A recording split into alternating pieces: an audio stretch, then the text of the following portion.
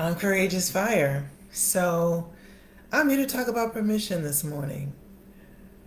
I know that a lot of people during this time look forward to traveling, look forward to certain foods from certain family members, certain exchanges. Um, but this has been a very different year, right? And one of the key things that I talk about so often is permission.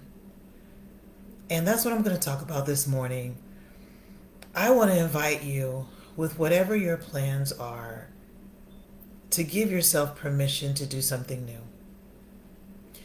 So, if you typically travel and you realize that traveling is not going to be the best and safest thing to do this year, then I want to invite you to give yourself permission not to travel, to do something new, and find something that you still see beauty in without the travel. If you typically see certain family members and you feel like the safest thing to do during this time is not to do that, then I want to give you permission to do something new, which is to spend this same time with people that it is safe to do so with in maybe a way you've not done before. If you are accustomed to having certain dishes prepared by certain people that you won't have access to this year, I want to invite you to give yourself permission to make something completely different yourself, to go online and look up some really amazing looking recipes, to take your time maybe today and find those things.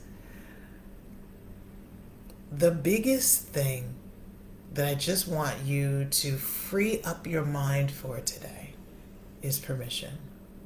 Free up your mind to do something different. Um, and I definitely can speak on freeing up your mind to do something different. Um, a dear lady on this is talking about she's having a scavenger hunt via Zoom. That's really cool.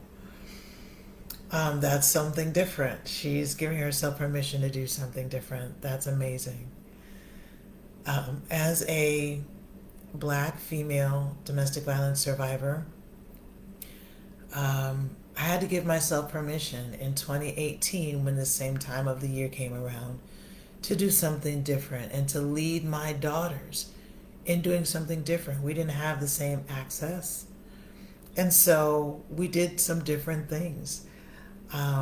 We found a recipe that we all liked, and we made that main dish together. Like, we truly formed an assembly line. And now that is part of our November tradition. My daughters have started doing some serious discovery of themselves and their world around them. And they've come to realize some things about the actual Thanksgiving labeled holiday that didn't make them feel good, about their cousins of color, the Native Americans. And they were like, Mom, I don't want to celebrate that particular holiday with that name, but I want to keep the stuff that we've been creating as a family.